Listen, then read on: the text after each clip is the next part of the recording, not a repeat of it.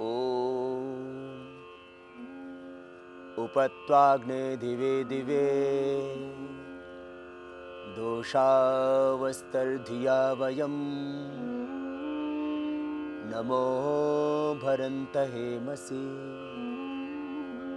ॐ शान्तिः शान्तिः शान्तिः।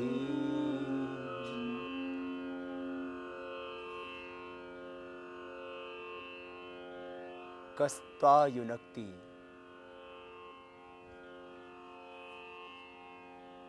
कस्मै त्वा युनक्ति सत्त्वा युनक्ति तस्मै त्वा युनक्ति कर्मणेवाम द्वेषाय वाम। तेरा जन्म किसके लिए हुआ है? तो कौन है? कहां से आया है? कहां तुझे जाना है? क्या तू कर रहा है? क्यों कर रहा है? बहुत सारे ऐसे ही प्रश्न हमारे मन में उठते हैं और बिना ही समाधान के वो तिरोहित हो जाते हैं। कई जिज्ञासाएं मन में उठती हैं, उनका समाधान हम खोजने की कोशिश ही नहीं करते। तेरा जन्म एक बहुत बड़े उद्देश्य के लिए हुआ है। प्रतिदिन उठकर के मानो जिंदगी की हर भोर में, हर प्रभात में मेरा एक नया जन्म होता है और ईश्वर ने मेरा जन्म बहुत बड़े उद्देश्य के लिए किया है। मैं दीनहीन दुखी दरिद्र नहीं, मैं ईश्वर का पुत्र हूं। कस्त्वा युनक्ति सत्त्वा युनक्ति। इस धरती पर हमारा जन्म एक बहुत बड़ा प्रयोजन है। जीवन का लक्ष्य इसलिए छोटा नहीं बनाना, जीवन का लक्ष्य बहुत बड़ा निर्धारित करना। बहुत बड़ी तैयारी के साथ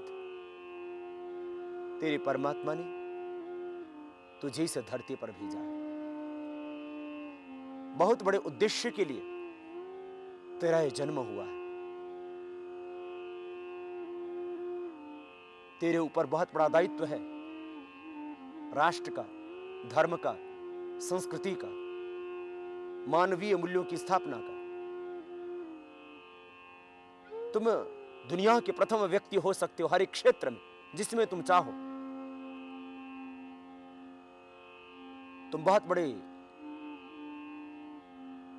डॉक्टर हो सकते हो, बहुत बड़े साइंटिस्ट हो सकते हो, तुम एक बहुत बड़े व्यापारी हो सकते हो, तुम एक बहुत बड़े अधिकारी हो सकते हो,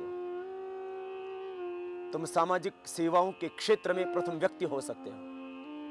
तुम्हारे भीतर प्रबल इच्छा शक्ति, अदम्य साहस,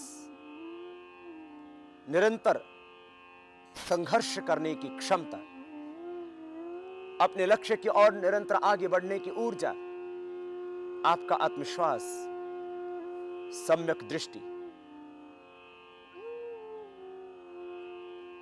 बाधाओं से न घबराना, निरंतर जीवन में आगे बढ़ते रहना। तेरे प्रभु ने तुझे अपार क्षमता दी है, तेरे भीतर अनंत ज्ञान दिया है, तेरे भीतर असीम संभावनाएं हैं, अनंत प्रतिभाएं हैं। ये योग, ये अध्यात्म, ये ध्यान, ये जीवन के सारे उपक्रम, ये अध्ययन, ये साधना, ये स्वाध्याय, ये सत्संग, ये सब का सब तेरे भीतर की प्रतिभा को जगाने के लिए। इसलिए उत्तिष्ठत जागृत पराप्य वरान निबोधता। उठ, जाग। महर्षि स्वामी दयानंद तुझे जगा रहे, स्वामी विवेकानंद तुझे जगा रहे, महात्मा बुद्ध तुझे जगा रहे। उन्होंने बुद्धत्व पाया और बुद्धि को पाकर के, प्रखर प्रज्ञा के शिखर को पाकर के सोईवी असंख्य कोटि आत्माओं को जगा दिया। तुझे जगाने के लिए देव पुरुष आते हैं, तुझे जगाने के लिए ही महापुरुष आते हैं। तुझे जगाने के लिए अवतारी पुरुष आते हैं, तो उठ और जाग, अपने आप को पहचान, अपने लक्ष्य को पहचान, तो आगे बढ़। उत्तिष्ठत जागृत, जो तुझे प्राप्त करना है वो प्राप्त कर। तो निराशा में मत डूबा रहे, तो हताश ना हो। हर गिरने वाला व्यक्ति एक दिन उठना सीख जाता है। जो आज लड़खड़ा रहा है, कल वो संभल के चलने लग जाता है, बशर्ते वह हिम्मत ना हारे। हर हारने वाला व्यक्ति, इतिहास इस बात का साक्षी है कि वो विजयी हुआ। पराजय विजय के लिए है, हार तेरी जीत के लिए है, दुख सुख के लिए है, ये प्रतिकूलताएं अनुकूलताओं के लिए है, ये अवरोध दूर करने के लिए तेरा विरोध हो रहा है। इसलिए विरोध से न घबराना, बाधाओं से न घबराना। जिंदगी में कितनी ही प्रतिकूलताएं आए तो कभी भी हिम्मत न हारना। बस तो प्रभु से एक ही बात कहते रहना, प्रभु मुझ में ऐसी शक्ति दो, मुझ में ऐसी ऊर्जा दो, इतना साहस दो, इतना आत्मविश्वास, बल और पराक्रम दो प्रभु, जिस इन विरोधों के बीच में मैं अपने लक्ष्य की ओर आगे बढ़ सकूं। जिस उद्देश्य के लिए तूने मुझे जन्म दिया है, उस उद्देश्य को पूर्ण कर सकूं। बहुत से लोग भगवान के मंदिरों में जाते हैं, हारे थके लोग भगवान से एक ही प्रार्थना करते, प्रभु मेरे दुख हर ले, मेरी पीड़ा हर ले, मुझे ये दे दे, मुझे वो दे दे। तुम कभी भी भगवान के दरबार में जाकर के भीख नहीं मांगना। भगवान भिखारियों को नहीं, अधिकारियों को देते हैं। और जितनी तेरी पात्रता है, जितनी तेरी योग्यता है, उससे ज्यादा उस प्रभु ने तुझे दिया हुआ है। इसलिए याद रख, जिस ईश्वर के सामने, जिस भगवान के सामने, जिस परमात्मा के सामने तू ये मांग रहा है कि प्रभु मेरा दुख हर ले, जरा तू उनके जीवन को देख तो सही। तुम भगवान राम से मांगते हो कि प्रभु मेरे दुख हर लो। भगवान राम ने तो पूरा जीवन मुसीबतों में, प्रतिकूलताओं में, संघर्षों में जिया। वो कांटों की सेज पर नहीं खेले, वो फूलों की सेज पर नहीं खेले, उन्होंने जिंदगी भर कांटे झेले। याद रखो हमेशा, भगवान श्री राम संघर्ष के प्रतीक है, भगवान श्री राम स्वाभिमान के प्रतीक है। भगवान श्री राम का चरित्र हमें सबसे प्यार करने की शिक्षा देता है। भगवान श्री राम का आदर्श एक सच्चे मातृभक्त पितृभक्त का जीवन। भगवान श्री राम का चरित्र हमें हमेशा अपने लक्ष्य की ओर आगे बढ़ने के लिए, अपने स्वाभिमान की लड़ाई लड़ने के लिए, निरंतर जीवन में संघर्ष करने के लिए प्रेरणा देता है। राष्ट्रीय स्वाभिमान है भगवान श्री राम। वो प्रेम और करुणा की प्रतिमूर्ति है श्री राम। वो धैर्य की प्रतिमूर्ति है श्री राम। वो राज्याभिषेक और वनवास में अंतर न करने वाली प्रतिमूर्ति है श्री राम। इसलिए तुम राम के उपासक होकर के उनके चरणों में यह मांगते हो कि प्रभु दुख हर लो। तुम भगवान श्री कृष्ण के दरबार में जाकर के मांगते हो कि प्रभु मुझे बंधन से मुक्ति दिला दो। बंधन में ही सृजन है, ये याद रखना। और भगवान श्री राम, भगवान श्री कृष्ण का तो जीवन इस बात का प्रमाण है। भगवान श्री कृष्ण जिनका जन्म ही कारावास में हुआ, जिन्होंने जिंदगी भर संघर्ष झेले, उनसे तुम ये मांग रहे हो कि प्रभु बंधन से मुक्ति दिला दो। तुम प्रभु से सदा इस बात को मांगना, प्रभु कितने ही दुख आए, कितने ही प्रतिकूलताएं आए, उनमें मैं न घबराऊं, इतनी शक्ति दे दो। महर्षि स्वामी दयानंद जी से किसी ने प्रश्न किया कि क्या ईश्वर की उपासना करने से, पूजा करने से, उसकी आराधना करने से, उसकी भक्ति करने से क्या जो हमने कर्म किए उनका फल नष्ट हो जाएगा? हमारे पाप नष्ट हो जाएंगे? कहते हैं कभी भी नष्ट नहीं होते। पाप तो जो तुमने किए उनका फल भोगना पड़ेगा। बोले फिर ईश्वर की भक्ति क्यों करना? महर्षि स्वामी दयानंद जी उत्तर देते हैं, ईश्वर की भक्ति करने से साधक में इतनी शक्ति आ जाती है कि पहाड़ के समान दुख आने पर भी एक क्षण के लिए भी विचलित नहीं होता। क्या ये छोटी उपलब्धि है?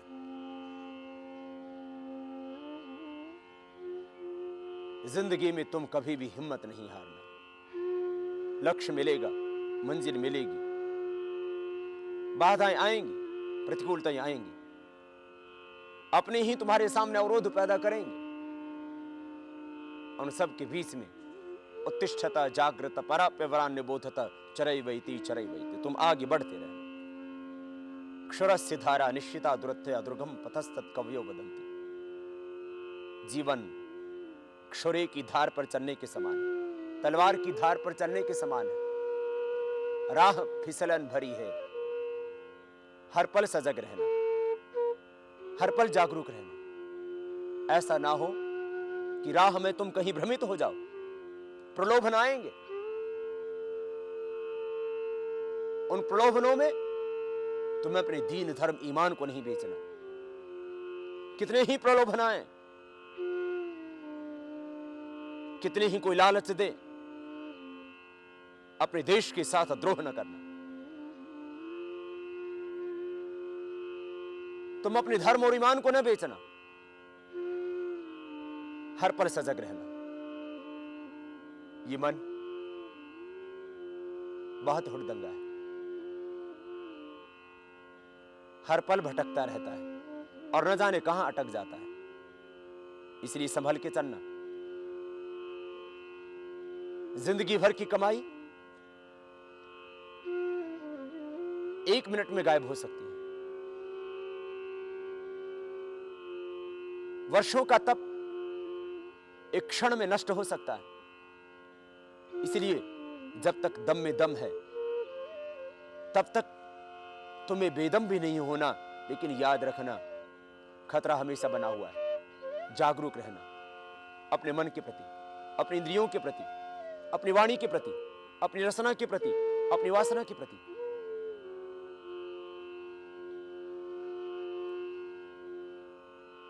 इंद्रियों को, मन को विषय रूपी चुंबक प्रतिपल खींचते रहते हैं। तुम कभी रूप के पीछे दीवाने पागल हो जाते हो, कभी रस और स्वाद के पीछे तुम पागल हो जाते हो, होश गंवा देते हो। और जब वासना उठी तो सब कुछ भुला देते हो। जब होश में आते हो तभी पछताते हो कि हाय मैंने ये सब क्या किया। इसलिए संभल के चलना, होश में रहना, हर समय खतरा बना हुआ है।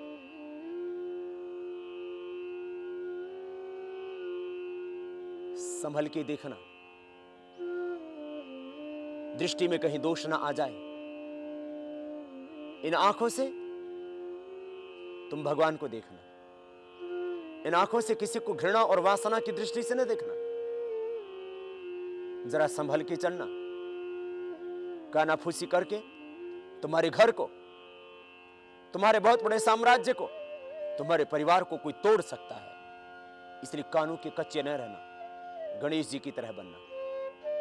सूक्ष्म दृष्टि, बड़े बड़े कान, सबकी सुनना, लेकिन होश में रह करके, सजग रह करके फिर विचार करना कि मुझे क्या करना है। सब बातों को सबके सामने प्रकट न करना, गणेश जी जैसा पीठ रखना। तुम इतने भी कमजोर ना होना कि हर व्यक्ति हर पल तुम्हें दबाने की कोशिश करे। गणेश जी की तरह तुम दांत भी रखना, लेकिन वो खाने के नहीं, खाली दिखाने के। तो बाहर से कभी कभी ऐसा लगेगा कि तुम बड़े कठोर हो चुके हो, लेकिन महापुरुषों का एक ही लक्षण है, वो पत्थर से भी ज्यादा कठोर और फूल से भी ज्यादा कोमल होते हैं। हर पल जागरूक रहना, हर पल सजग रहना, हर पल होश में रहना, अपनी राह से विचलित नहीं होना। एक बात हमेशा याद रखना, तुम भयभीत क्यों हो? तुम अपने आप को असुरक्षित क्यों महसूस कर रहे हो? तुम अकेले क्यों महसूस कर रहे हो अपने आप? तुम ईश्वर के पुत्र हो, वो हर पल तुम्हारे साथ है। अपने पराये हो गए हो, जिनका जिंदगी भर हाथ पकड़ के रखा, चाहे उन्होंने साथ छोड़ दिया, जिनके लिए तुमने फूल बोए चाहे उन्होंने कांटे बोए हो। कई बार जीवन में ऐसे क्षण आते हैं जब तुम महसूस करते हो अब प्रभु के सिवा और कोई रक्षक नहीं। इसलिए याद रखना, तुम कभी भी अपने आप को अकेला महसूस नहीं करना, क्योंकि तुम अकेले हो ही नहीं। वो परम पिता परमेश्वर, उसका साथ हमेशा तेरे साथ बना हुआ। उसकी कृपा का हाथ, उसकी कृपा के आशीष तेरे शीश पर सदा बने हुए। इसलिए तू कभी भी अकेलापन महसूस नहीं करना। तू कभी अकेला नहीं। वो परमपिता परमेश्वर सदा तेरे साथ है। तू भयभीत नहीं होना। हर पल व्यक्ति भयभीत रहता है, असुरक्षित महसूस करता है कि कुछ अशुभ ना हो जाए। तुम निर्भय होकर के जीना। विश्व की सर्वोपरि शक्ति का हाथ तेरे सिर पर है। इसलिए तू कभी भी कितनी ही बड़ी कोई साम्राज्यशाली शक्ति हो तो उससे न घबराना। सच की राह पर चलना। सत्य के रास्ते पर बाधाएं आएंगी, अपमान होगा। तुम अच्छा करोगे, जमाना तुम्हें बुरा कहेगा, लेकिन फिर भी तुम ना घबराना। तुम ईश्वर के पुत्र हो। तुम वो कर रहे हो जो दायित्व तुम्हें प्रभु ने दिया हुआ। इन्हीं के कारण से अवसाद पनपता है। हर व्यक्ति ये सोचता है मैं दूसरों के लिए अच्छा करता हूं, दूसरे मेरे लिए अच्छा क्यों नहीं करते। मैं दूसरों के लिए अच्छा सोचता हूं, दूसरे मेरे बारे में अच्छा क्यों नहीं सोचते। मैं जितना करता हूं उतना प्रतिफल मुझे क्यों नहीं मिलता। तू कर्म करता जा। कर्मण्येवाधिकारस्ते मा फलेषु कदाचन कुर्वन्नवेह कर्माणि जिजी विचिच्छतं समाह एवं त्वयि नान्यथेतोस्ति न कर्म लिप्यते। तेरा काम है कर्म करना। कुछ कर्मों का फल शीघ्र मिल जाता है, कुछ कर्मों का फल बाद में। इसलिए ईश्वर की व्यवस्था, किस कर्म का फल कब देना, तू कर्म करता जा निर्भय होकर के। प्रभु की गोद में अपने आप को सुरक्षित महसूस करना। दुनिया की कोई भी ताकत तेरा कुछ न बिगाड़ पाएगी। तू कभी घबराना नहीं। अवसाद तुझे नहीं घेरेगा, निराशा तेरे जीवन में डेरे नहीं डालेगी। संशय भ्रम भय भ्रांति तेरी मिट जाएंगी यदि तू ईश्वर पर विश्वास करता है। और यही आस्तिकता। आस्तिकता अज्ञान नहीं, आस्तिकता सम्यक ज्ञान है। आस्तिकता कोई ढोंग आडंबर पाखंड नहीं। आस्तिकता का अर्थ है अपने अस्तित्व को स्वीकार करना। तू है परंतु दिखता नहीं। देह दिखाई देता है, हाथ दिखाई देते हैं, पैर दिखाई देते हैं, जीभ दिखाई देती है, लेकिन इन हाथों से काम करने वाली जो शक्ति है, बोलने वाली शक्ति, देखने वाली शक्ति, वो तो और ही, जिसको तुम देख नहीं पाते इन आंखों से। जैसे इस शरीर में आत्मा है, लेकिन उसको तुम देख नहीं पाते। जैसे शब्द है लेकिन उसको तुम देख नहीं पाते। जैसे वायु है लेकिन तुम उसको स्पर्श से जान पाते हो, देख नहीं पाते। जैसे गंध है उसको तुम सूंघ सकते हो, देख नहीं सकते। जैसे दूध में मीठा डाल दिया, दूध में घी है, दूध में घी होते हुए भी दिखता कहां है?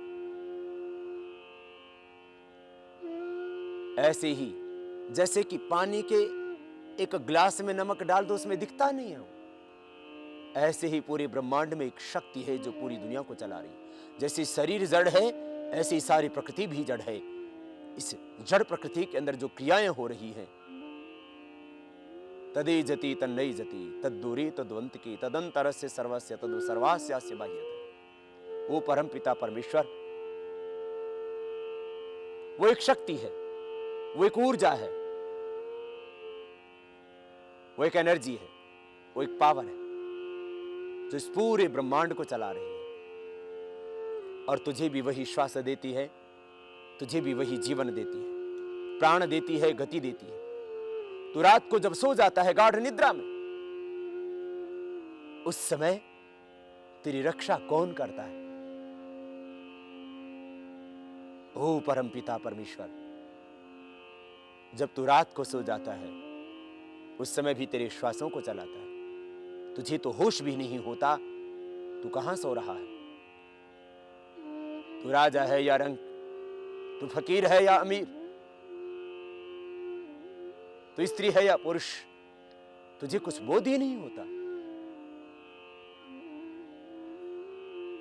तो अपनी इच्छा से यहां नहीं आया। और एक दिन वो आता है जब एक शक्ति तुझे शरीर से खींच लेती, बुला लेती है। तू जीना चाहता है, तू रहना चाहता है, लेकिन उस समय बुलावा आ जाता है। मौत के सामने बड़े बड़े योगी मौन हो जाते हैं।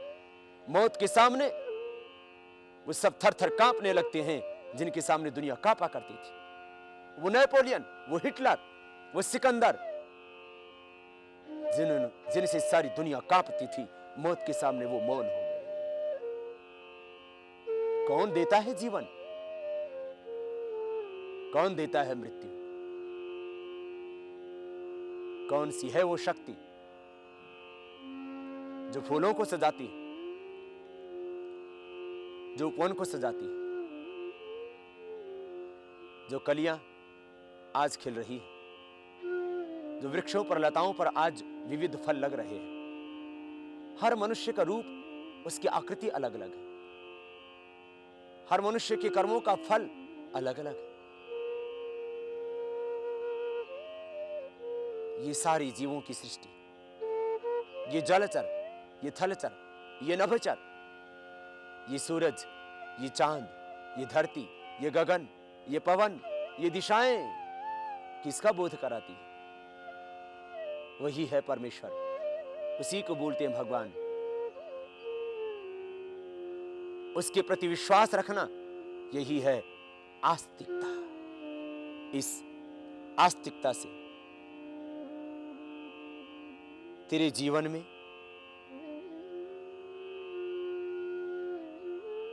एक समर्पण पैदा होगा। इस आस्तिकता से तेरे जीवन में निर्भयता पैदा होगी, अदम्य बल पैदा होगा। ईश्वर की भक्ति, ईश्वर की स्तुति, उसकी प्रार्थना उपासना तुम करते जाना। भक्ति का अर्थ अशक्ति नहीं है, भक्ति से तुम्हारे भीतर शक्ति आएगी। ज्ञान योग, कर्म योग, भक्ति योग की राह पर आगे बढ़ते जाना। अकर्मा दस्युः, वेद भगवान कहते हैं जो कर्म नहीं करते वो राक्षस, जो कर्म नहीं करते वो असुर है। तुम अपने कर्म से, अपने कर्तव्य के निर्वहन से ईश्वर की पूजा करना, आराधना करना। इसलिए कर्म ही पूजा है। जो ईश्वर ने तुझे दायित्व दिया है उसको निभाना। कर्म योग, भक्ति योग, कर्म करते हुए तुम उसका फल उसको ईश्वर को समर्पित करते जाने कि प्रभु तेरी शक्ति से ही कर्म करने में मैं समर्थ हुआ, इसलिए ये तुझे ही अर्पित है। कर्म में जब भक्ति का संयोग होगा तब कर्म बंधन का कारण नहीं बनेगा, कर्म सृजन का हेतु बनेगा।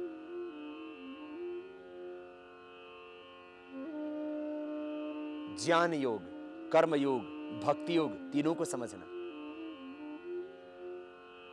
क्या कर्तव्य है, क्या अकर्तव्य, क्या शुभ है, क्या अशुभ है, क्या धर्म है, क्या अधर्म है। जीवन की राह को प्रकाशमान बनाना। तुम ज्ञानी भी बनना, तुम शिल्पी भी बनना, तुम भक्त भी बनना। ज्ञान योग, कर्म योग, भक्ति योग, इन तीनों का समन्वय जीवन में रखना।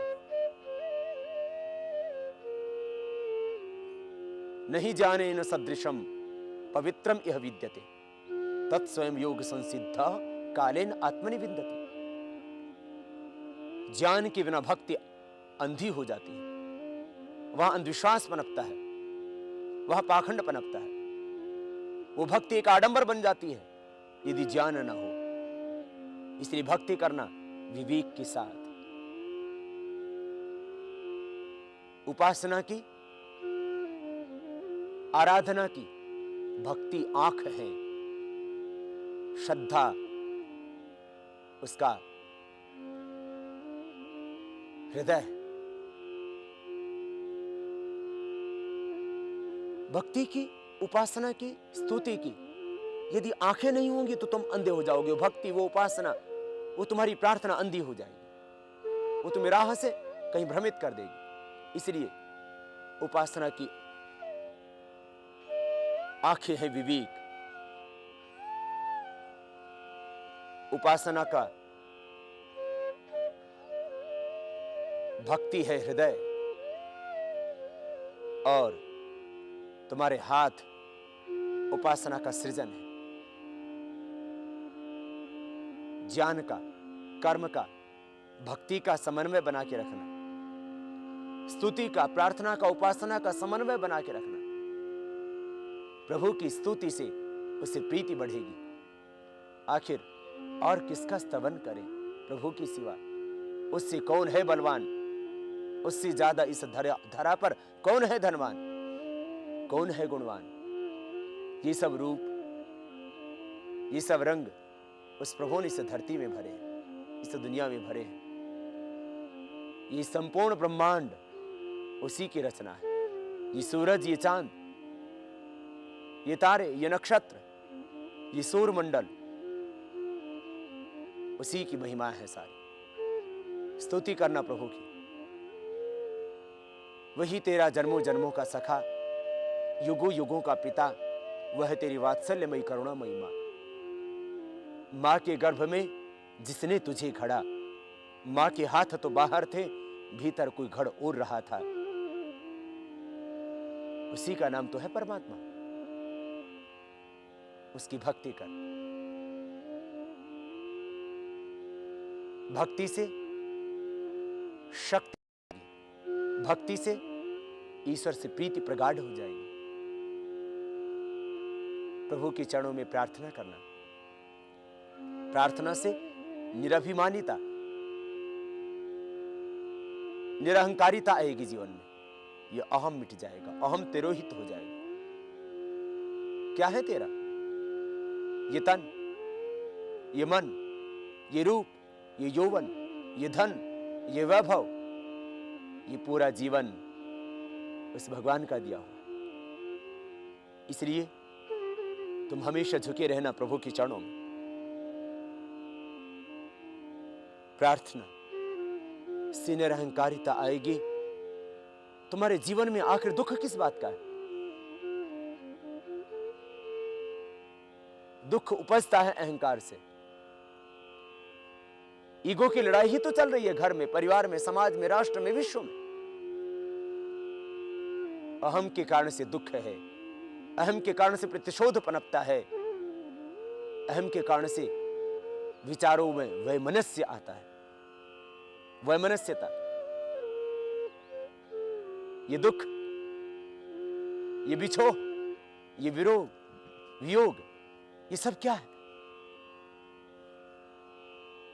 तुम्हारा अहंकार तुम्हें लोभी बनाता है, क्योंकि तुम अपने से बड़ा दूसरे को देखना नहीं चाहते, इसलिए उससे बड़े होना चाहते हो तुम। अहंकार लोभ का कारण है, अहंकार ही ईर्ष्या द्वेष का कारण है, अहंकार ही प्रतिशोध का कारण है। अहंकार के कारण से आसक्ति आती है। तुम्हारा अहंकार, उसको पोषित करने के लिए ही तुम पाप करते हो, अपराध करते हो। अहंकार मिट गया, प्रतिशोध मिट गया, राग मिट गया, द्वेष मिट गया। वीतराग विषयम वाचित्तम। न तुम कोई आकांक्षा रखोगे, न कोई द्वेष। तुम हर पल रहोगे समर्पित प्रभु के प्रति। स्तुति, प्रार्थना और उपासना प्रभु के साथ में एकाकार होकर कीजिए। तुम हर पल ये महसूस करना कि जो कुछ तुम कर रहे हो, उस काम को करने का दायित्व तुम्हें प्रभु ने दिया हुआ। तुम एक बालक को गोद में खिलाती हो, तुम एक माँ हो, तो ये मानना यही मेरे गोविंद हैं, यही मेरे गोपाल हैं, यही मेरे राम है, यही मेरे कन्हैया है, यही मेरे कृष्ण है। यदि तुम एक माँ हो तो माँ का दायित्व प्रभु ने तुम्हें दिया है।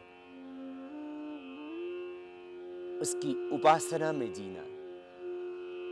तुम एक अधिकारी हो तो तुम हमेशा ही मानना मेरे ऊपर भी कोई सत्ता है जो हर पल मुझे निहार रही है, देख रही है। उससे भयभीत रहना, उससे डरना, वो बड़ा बलवान है। तुम दुनिया की आंखों में धूल झोंक सकते हो, तुम दुनिया को धोखा दे सकते हो, लेकिन तुम प्रभु को, भगवान को कभी धोखा नहीं दे सकते। तुम एक अधिकारी हो, अपने अधिकारों का दुरुपयोग नहीं करना। तुम एक व्यापारी हो तो दूसरों के साथ में धोखा नहीं करना। जो प्रभु ने तुम्हें दायित्व दिया है उसको निभाना, और उसको निभाते हुए प्रभु के साथ में जीना। हर पल मेरे साथ प्रभु की कृपा का हाथ है। मैं भगवान में हूं, भगवान मुझ में है। निरंतर भाव जीवन में बना रहे। एक क्षण के लिए भी अपने आप को भगवान से तुम अलग महसूस नहीं करना। उठते बैठते, सोते जागते, खाते पीते, तुम हर पल प्रभु में रहना। मैं जो भी देख रहा हूं मेरे ही भगवान का स्वरूप है। तुम किसी दुखी को देखो तो तुम्हारी आंखों में करुणा के आंसू होने चाहिए। जब तुम किसी के दर्द को देखो, किसी की पीड़ा को देखो, तो तुम्हारे हृदय में करुणा उमड़नी चाहिए। भगवान कहीं मंदिरों में नहीं रहते, वो मठों में, वो मस्जिदों में, वो गिरजाघरों में नहीं रहते। वो तो दुखी में रहते हैं, तुम्हारी परीक्षा लेने के लिए आते हैं। इसलिए भारत की संस्कृति में कहा है, न जाने किस रूप में नारायण मिल जाए। तुम कुत्ते को भी डंडे से नहीं मारना, तुम किसी गरीब को, किसी भिखारी को भी नहीं दुत्कारना, तुम किसी अपाहिज से घृणा नहीं करना। वो कोढ़ी के रूप में भी भगवान है, वो भिक्षुक के रूप में भी भगवान है। इसलिए भारतीय संस्कृति में तो बोले शूकर अवतार, वराह अवतार, सर्पावतार। इस सर्प में भी तुम भगवान को देखो, तुम सुअर में भी भगवान को देखो, मछली में भी तुम भगवान को देखो, मत्स्य अवतार। फिर तुम मछली को काटोगे नहीं, क्योंकि तुम ये मानोगे कि मेरा भगवान तो मत्स्य में रहता है। मत्स्य अवतार है, वो सिंहावतार है, वो शूकर अवतार है, वो कछुए में भी वही है। सब प्राणियों में प्रभु हैं। ये अवतारों की कहानी का अर्थ है। मेरा प्रभु सर्वत्र है, वृक्षों में, लताओं में, फिर तुम वृक्षों को नहीं काटोगे बिना समय के। वृक्षों में, लताओं में, औषधियों में, पर्वतमालाओं में, नदी में, गिरी में, गह्वर में, घर में, आंगन में, पतझड़ में, वसंत में, शिशिर में, हेमंत में, हर ऋतु में वही है। सूरज में और चांद में उसी की रोशनी है। तस्य भासा सर्वम इदम विभाति। उसी की रोशनी से ये सूरज, ये चांद प्रकाशमान हो रहे हैं। इन तारों में, इन सितारों में, इस अग्नि में जो तेज है वो मेरे ही प्रभु का है। उपासना, हर पल प्रभु के भाव में जीना, हर पल भगवान में रहना। मैं सदा प्रभु में हूं, प्रभु सदा मुझ में है। दृष्टि खुल जाए भीतर की तो सृष्टि के सारे रहस्य विदित हो जाते हैं। और यदि भीतर की दृष्टि न खुले तब तक तुम्हारा जीना ही व्यर्थ है। सम्यक दर्शन, दृष्टि के बिना सब बंधन है। दृष्टि के बिना सब कुछ सोना सोना है। आंखें खुलेंगी तो हर रूप में तुम्हें भगवान दिखाई देंगे। हर जीव में, हर प्राणी में, हर पशु में, हर पक्षी में तुम उसी को देखोगे, उसी को अनुभव करोगे।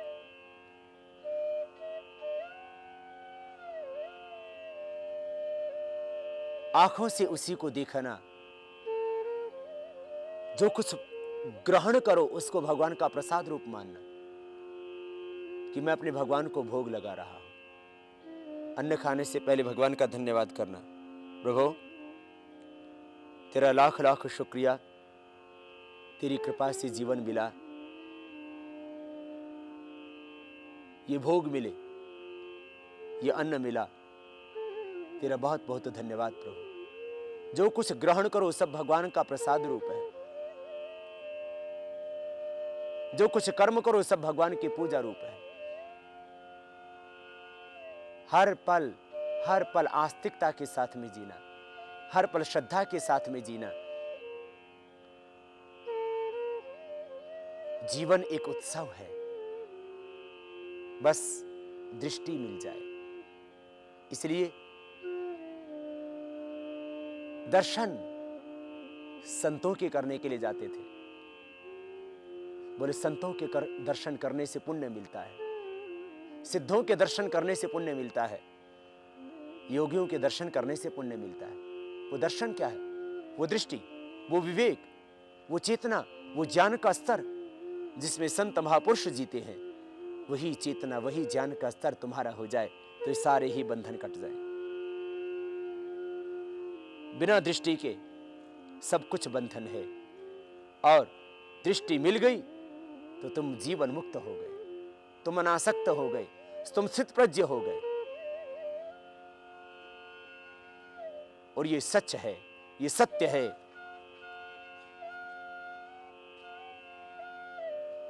कि तुम हमेशा ही अनासक्त हो, तुम हमेशा ही अलिप्त हो।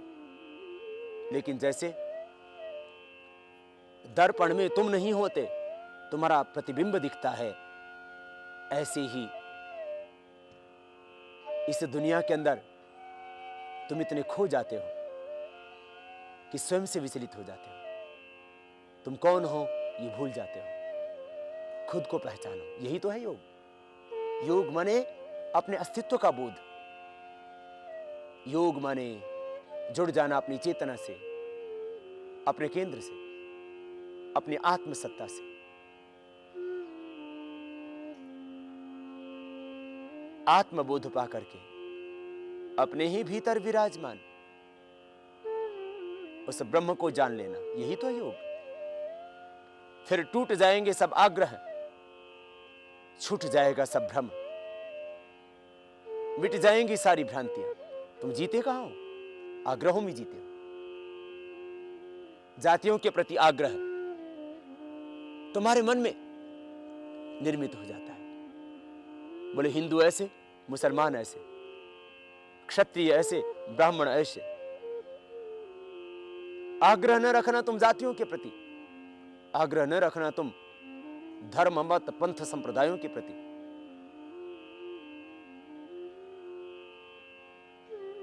तुम पुस्तकों से परे धर्म को देखना। प्रत्यक्ष अनुमान आगम प्रमाणानि विपर्यो मिथ्या ज्ञानम अवतद्रोप प्रतिष्ठम। शब्द ज्ञानानुपाति वस्तु शून्य विकल्प अनुभूत विषय संप्रमोस स्मृति अभाव प्रत्यालंबन वृत्ति निद्रा। क्षिप्त मूढ़ विक्षिप्त इन चित्त की अवस्थाओं से तुम ऊपर उठना। कभी मन में सत्व गुण होता है, कभी रजोगुण होता है, कभी तमोगुण होता है।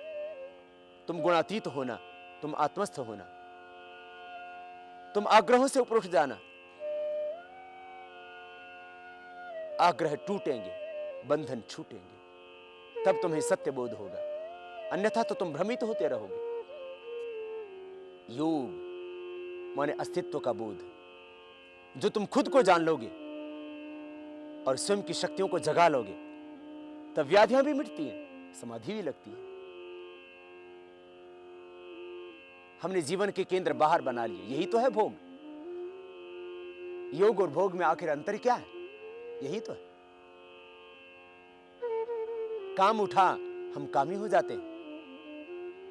जरा पूछना उन लोगों से जो अभी क्रोध कर रहे हैं। तुम उनसे यदि कहते हो भाई क्रोध ना करो, तो तुमसे एक ही जवाब देंगे वो, बोले क्रोध कौन कर रहा है? जब तुम क्रोध में उठते हो तब क्रोध में पागल हो जाते हो। जब तुम्हारे भीतर लोभ होता है, लोभ है पापस्य कारणम, तब तुम अपना धर्म ईमान सब कुछ बीच डालते हो, राष्ट्र के साथ में धोखा कर देते हो, तुम भगवान को भुला देते हो, मानवीय मूल्यों को, परंपराओं को, मर्यादाओं को, नैतिकता को, सबको तोड़ देते हो। तुम्हारी आत्मा उस समय मर जाती है जब तुम लोभ में चले जाते हो। लोभ, ये काम, जब काम उठा तब आदमी दरिंदा हो गया। अपनी बहू के साथ में, अपनी ही बेटी के साथ में उसने मुंह काला कर लिया। जैसे तेरी बेटी होती है और उसकी इज्जत तुझे प्यारी होती है, ऐसे ही तो जिस बेटी के साथ में तूने मुंह काला किया, वो भी तो किसी की बहन होगी, वो भी तो किसी की बेटी होगी, वो भी तो किसी की मां होगी। काम उठा तो व्यक्ति पागल हो गया, बह गया, उसने सोचा भी नहीं तू क्या कर रहा है। एक क्षण की अजागरूकता तुम्हें बहुत नीचे गिरा सकती है। इसलिए यही तो भोग है।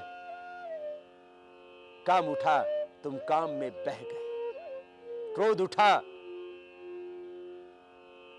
तुम प्रतिशोध में, क्रोध की ज्वालाओं में इतने धधक उठे कि सब कुछ विस्मृत कर दिया और तुमने किसी की हत्या ही कर डाली। बाद में सोचा हाय मैंने क्या किया, अपराध क्या है? एक क्षण की अजागरूकता, एक क्षण के लिए होश खोया, धैर्य खोया, बस अपराध हो गया। क्रोध उठा, बोध मिटा, अपराध हो गया। तुमने किसी का खून कर दिया। जरा होश में रहना, तुम ईश्वर के पुत्र हो, क्यों अपने भाइयों का खून बहा रहे हो? क्रोध उठा, क्रोधी हो गए, लोभ उठा, लोभी हो गए, मोह उठा, मोही हो गए। जो मन में उठा उधर ही तुम बह गए और आखिर उधर ही तो बह जा रहा है। इसलिए महर्षि पतंजलि कहते हैं मन से पार जाकर के शुरू होता है योग। योग चित्त वृत्ति निरोध, सतत अभ्यास करना, विवेक में ठहरना। अभ्यास वैराग्याभ्याम तन निरोध। वैराग्य माने पलायन नहीं, पलायनवादी संस्कृति का नाम धर्म अध्यात्म नहीं।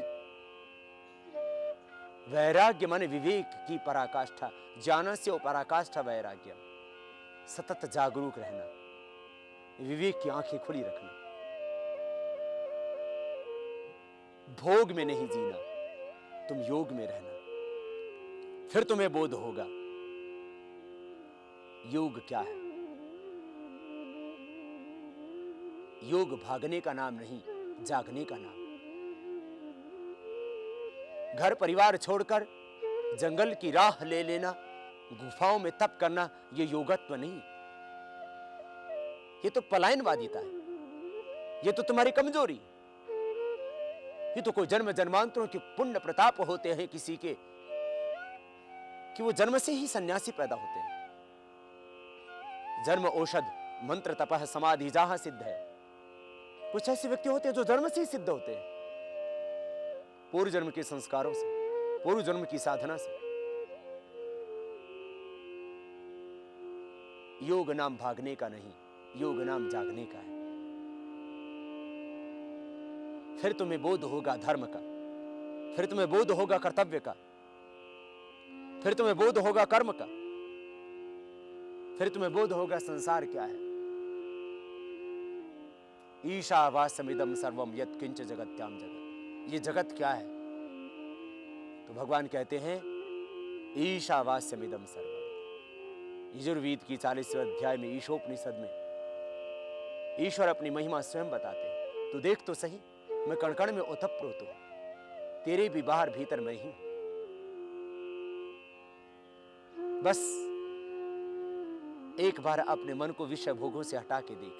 तेन त्यक्तेन भुंजीथा मा गृधा कस्य सिद्धनम। तुझे बोध होगा मैं कौन हूं, तुझे बोध होगा संसार क्या है, तुझे बोध होगा धर्म क्या। हमने भ्रम को धर्म मान लिया, हमने अंधविश्वास, पाखंड, आडंबर को ही धर्म मान लिया। धर्म तो है सत्य, धर्म है करुणा, धर्म है अहिंसा। आज धर्म के नाम पर कौन बह रहा है? धर्म के नाम पर जिहाद हो रहा है, धर्म के नाम पर उग्रवाद हो रहा है। महर्षि मनु कहते हैं धृति क्षमा दमोस्तेयम शौचम इंद्रिय निग्रह धीर विद्या सत्यम अक्रोधो दशकम धर्म लक्षणम। धर्म है धैर्य। जरा ठहर जाना, कुछ भी करने से पहले जरा होश में रह कर के कदम आगे बढ़ाना। ठहर जाओगे, क्रोध नहीं उठेगा, क्रोध नहीं उठेगा, झगड़ा नहीं होगा, क्रोध नहीं उठेगा, आपस में खटपट नहीं होगी, क्रोध नहीं उठेगा, आपस में नोकझोंक नहीं होगी। धैर्य से क्रोध मिट जाएगा, तुम क्षमाशील बनोगे। धृति धैर्य, हर पल धैर्य में रहो। धैर्य से सही निर्णय ले पाओगे, धैर्य से तुम भ्रमित नहीं हो जाओगे।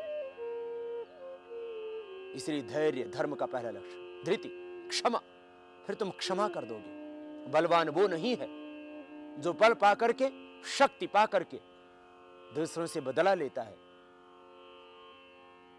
वीर वो है, बहादुर वो है, पराक्रमी वो है जो शक्ति और सामर्थ्य पाकर के दूसरों को क्षमा कर देता है। इसलिए क्षमाशील बनना। हो सकता है तुम्हारी क्षमा को दूसरे कमजोरी समझें, लेकिन फिर भी तुम अपने धर्म को न छोड़ना। धृति क्षमा दम, इंद्रियों के ऊपर निग्रह रखना। अस्तेयम, किसी के पदार्थों की इच्छा न करना, चोरी नहीं करना। शौचम, शुचिता से जीना। तन की शुचिता, मन की शुचिता, धन की शुचिता, व्यवहार की शुचिता, वाणी की शुचिता का तो ध्यान रखना। धैर्य धर्म का पहला लक्षण, क्षमा धर्म का दूसरा लक्षण, दम मन का निग्रह ये धर्म का तीसरा लक्षण, आस्तेय चोरी न करना ये धर्म का चौथा लक्षण, इंद्रिय निग्रह इंद्रियों के ऊपर अधिकार रखना। इंद्रियारूपी घोड़े वासना रूपी पथ पर निरंतर दौड़े जा रहे हैं, तुम सावधान रहना, इंद्रियों का निग्रह करना। धीहि, प्रज्ञावान रहना। सत्य, ये धर्म का सातवां लक्षण। अक्रोध, धीर विद्या सत्यम अक्रोध दशकम धर्म रक्षण। ये धर्म के 10 लक्षण हैं। धृति क्षमा दमो स्तेयम शौचम सुचिता इंद्रिय निग्रह धी विद्या सत्य और अक्रोध, ये धर्म है। बाकी सब धर्म तेरे जीवन की आवश्यकता है। धर्म वो जीवन मूल्य है, वो परंपराएं, वो आदर्श हैं जिससे देश टिका हुआ है, जिससे धरती टिकी हुई है, जिस पर जीवन का अस्तित्व टिका हुआ है, उसको तू कभी ना छोड़ना। फिर तो अभक्ष्य पदार्थों को खा ना पाएगा। शुभ क्या है अशुभ क्या है ये तुझे भीतर से बोध हो जाएगा। धर्म से जब तू धैर्यवान हो जाएगा, योग से जब तू अपने अस्तित्व से चेतना से जुड़ जाएगा, तब तू मांस खा ही नहीं सकेगा। तेरी चेतना, तेरी कॉन्शियस उसको अलाउ ही नहीं करेगी।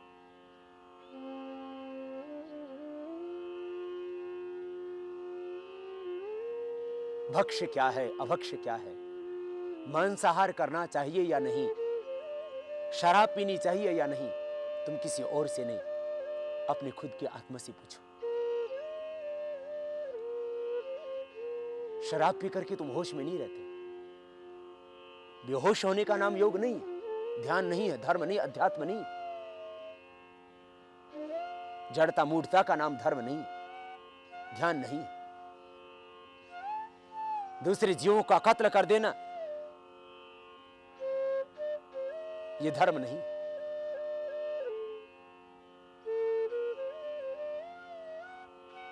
जब तुम सहज हो जाओगे, अपने अस्तित्व से चेतना से जुड़ जाओगे, तब तुम्हें बोध होगा कि नहीं, मैं किसी प्राणी को मारूं नहीं, मैं किसी की हत्या नहीं करूं। जब तुम किसी जीव को पैदा नहीं कर सकते तो तुम्हें हत्या करने का अधिकार किसने दिया? क्या तुम कभी सोचते हो जब किसी जीव को काटा जाता है, जब उसका गला रौंदा जाता है, जब उसके ऊपर तलवार चलाई जाती है, चाकू चलाया जाता है, जब उसको काटा जाता है, तब उसके भीतर क्या बीतती होगी? जब भी किसी जीव की हिंसा की जाती है, उसके भीतर एक भय पैदा होता है, वो भीतर से आतंकित हो उठता है, वो बेचारा चीखता है, चिल्लाता है, लेकिन उस मूक प्राणी की आवाज कोई नहीं सुनता। उसके साथ में आके कोई खड़ा नहीं होता, क्योंकि उसका कोई संगठन नहीं है। आदमी बकरों को, मुर्गियों को, मुर्गों को, गायों को, भैंसों को इसलिए काट देता है क्योंकि उनके कोई न्यायालय नहीं है, क्योंकि उनके कोई संगठन बने हुए नहीं है, क्योंकि उनकी कोई यूनियन बनी हुई नहीं है, क्योंकि उनकी कोई गवर्नमेंट नहीं है। आखिर जीने का अधिकार तो उनको भी है। जब तुम किसी को जीवन दे नहीं सकते तो किसी के जीवन के अस्तित्व को मिटाने का अधिकार आखिर तुम्हें किसने दिया? तुम बर्बर होकर के, बेरहमी से, तुम क्रूर होकर के, तुम हत्यारे होकर के, तुम निर्दयी होकर के जीवों का खतरा कर देते हो। तुम खुद नहीं करते, दूसरों से करवा देते हो और फिर उनका मांस खा जाते हो। तुम कैसे इंसान कहला सकते हो? तुम हैवान हो, तुम हत्यारे हो, तुम क्रूर हो, तुम निर्दयी हो। मांस खा करके आदमी बहादुर नहीं बनता, क्रूर बनता है, हत्यारा बनता है, अपराधी बनता है। तुम एक मछली, तुम एक गाय, तुम एक भैंस, तुम एक बकरा, बकरी पैदा नहीं कर सकते किसी जीव को, तो तुम्हें मारने का अधिकार किसने दिया? इसलिए इंसान, तो हैवान मत बन, तो शैतान मत बन, तो बर्बर होकर के बर्बरता के साथ जीवों की हत्या न कर। तुझे सुई भी चुभती है तो कितनी पीड़ा होती है, और तू दूसरों की मौत के घाट उतार देता है। इसलिए महर्षि पतंजलि कहते हैं, अहिंसा योग का पहला धर्म, अहिंसा परमो धर्म, अहिंसा परमम तप। इसलिए भगवान महावीर ने अहिंसा को उपदेश दिया, भगवान बुद्ध ने अहिंसा का उपदेश दिया।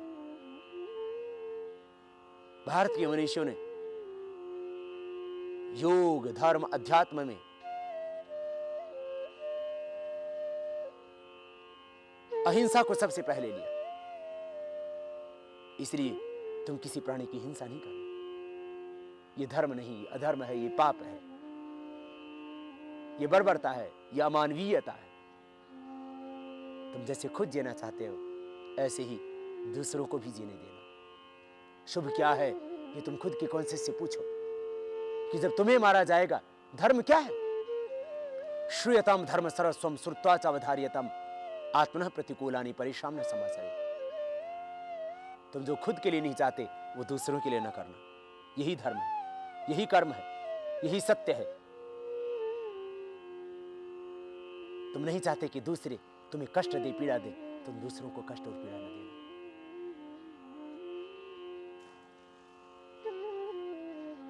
तुम शराब की प्यालियों को मुंह से न लगा पाओगे, तुम क्योंकि सोचोगे यदि तुम शराब की प्याली मुंह से लगाते हो तो उसको तुम्हारे बच्चे देख रहे हैं। तुम यदि सिगरेट पीते हो, बीड़ी पीते हो, तंबाकू का, तुम्हारे बच्चे देख रहे हैं। तुम बच्चों के हत्यारे हो जाते हो यदि तुम सिगरेट पीते हो, बीड़ी पीते हो, यदि तुम शराब पीते हो तो तुम एक बाप नहीं कहलाते, तुम एक क्रूर हो जाते हो। तुम बच्चों के कातिल हो जाते हो क्योंकि तुम्हें शराब पीता देख, तुम्हें बीड़ी और सिगरेट पीता देख, कल को जो मासूम तुम्हारे बच्चे हैं वो बीड़ी सिगरेट शराब पीने लगेंगे, तब क्या होगा? जब उन मासूम बच्चों को कैंसर हो जाएगा तब तुम दीवारों में सिर मारोगे, तब तुम क्या करोगे? इसलिए होश में रहना। तंबाकू खाने वालों जरा संभल के जीना। तुम क्या कर रहे हो? तुम राम और कृष्ण की संतान हो, तुम बुद्ध और महावीर की परंपराओं में विश्वास रखते हो, तुम गुरु नानक देव के आदेशों का पालन करने वाले हो, तुम वेद, कुरान, पुराण, बाइबल के ऊपर विश्वास रखने वाले हो। तुम क्या कर रहे हो? किसी की हिंसा न करना, तुम शराब की प्यालियां होठों से न लगाना, तुम्हें तंबाकू का सेवन न करना। मैं तो कहता हूं कि जो तंबाकू पीते हैं, खाते हैं, जो शराब पीते हैं, पिलाते हैं, उनके व्यापार चलाते हैं, वो राष्ट्रद्रोही हैं, वो मौत के सौदागर हैं, क्योंकि उनके इस व्यापार से दूसरों को जिंदगी नहीं मौत मिलती है। इसलिए होश में रहना। तुम कुछ भी करने से पहले जरा सोच लेना, एक बार खुद की अपनी आत्मा से पूछ लेना, तुम्हें खुद पता लग जाएगा धर्म क्या है, शुभ क्या है।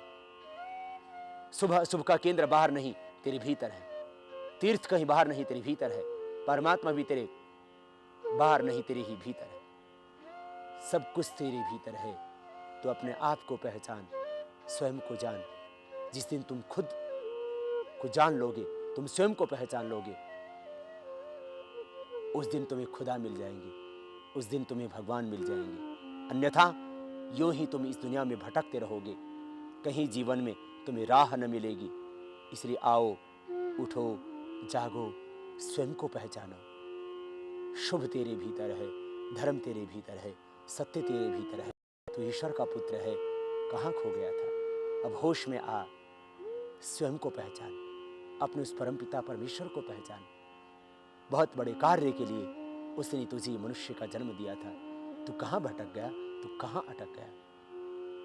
खुद जागो, औरों को जगा दो, आत्म चेतना जगा दो, राष्ट्र चेतना जगा दो, आत्म धर्म जगा दो।